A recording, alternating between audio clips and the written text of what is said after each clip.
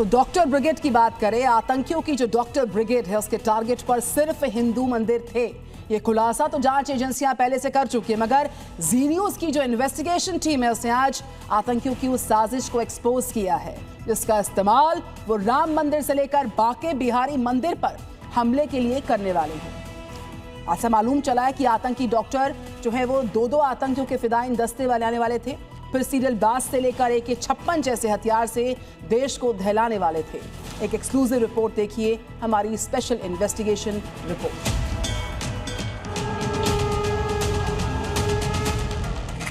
पहला टारगेट अयोध्या का श्री राम मंदिर, दूसरा टारगेट काशी का विश्वनाथ मंदिर, तीसरा टारगेट मथुरा का बांके बिहारी मंदिर, चौथा टारगेट दिल्ली का अक्षरधाम मंदिर और पांचवा टारगेट जम्मू का माता वैष्णो देवी मंदिर। लेकिन यकीन मानिए, डेंजर डॉक्टर्स के टारगेट पर सिर्फ 5 हिंदू मंदिर नहीं थे, बल्कि इनके जहन में मजहबी जहर इस कदर भरा जा चुका था कि यह हर उस धार्मिक स्थल को निशाना बनाने की फिराक में थे जहां जाकर सनातनी अपना माथा टेकते हैं। जांच एजेंसियों की पूछताछ में यह खुलासा तो पहले ही हो चुका है कि 33 साल बाद भी ये बाबरी विध्वंस का बदला लेना चाहते थे, मगर नया खुलासा ये कि आतंकियों की ये डॉक्टर टोली हिंदू धार्मिक स्थलों पर बड़े ही खतरनाक तरीके से हमला करने वाली थी। सूत्रों के मुताबिक इस पूरी साजिश को 4 कैटेगरीज में बांटा गया था। नंबर 1, हमले की प्लानिंग करना और हमले वाली जगह का चुनाव करना। नंबर 2, फिदायीन हमले के लिए कार और विस्फोटकों का इंतजाम करना। नंबर 3, विस्फोटक के साथ टाइमर से शक्तिशाली IED बनाए जाने थे। और नंबर 4, विस्फोटकों के साथ धार्मिक स्थलों पर सीरियल हमले की साजिश थी। मगर आतंकी की डी कंपनी साजिश को अंजाम तक पहुंचा पाती उससे पहले ही फरीदाबाद टेरर मॉड्यूल का भंडाफोड़ हो गया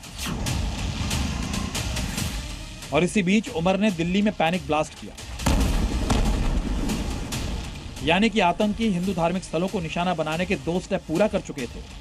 अगर इन्हें वक्त रहते पकड़ा नहीं जाता तो यकीनन आतंकी बहुत बड़े हमले को अंजाम देने वाले थे। लेकिन सवाल यह कि क्या हिंदू धार्मिक स्थलों से खतरा टल चुका है?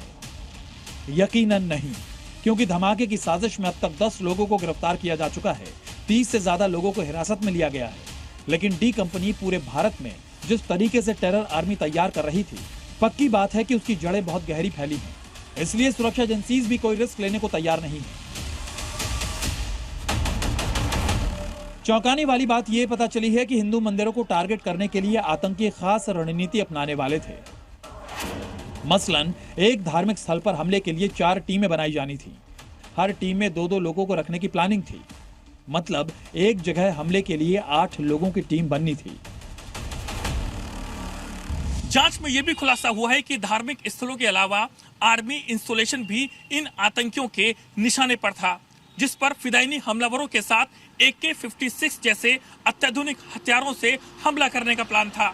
यह आतंकी डॉक्टरों की टीम स्टेज 1 और स्टेज 2 की तैयारी को काफी हद तक अंजाम दे चुकी थी, लेकिन स्टेज 3 और स्टेज 4 के लिए आत्मघाती दस्ते की तलाश कर रही थी, जिसके लिए लेडी आतंकी डॉक्टर शाहीन शाहिद युद्ध स्तर पर काम करने में जुटी हुई थी। जांच के बाद सामने आ रही जानकारियों से यह भी पता चला है कि आतंकी संगठन ऐसे लोगों को साजिश का हिस्सा बना रहे हैं जिनका कोई आपराधिक रिकॉर्ड नहीं रहा।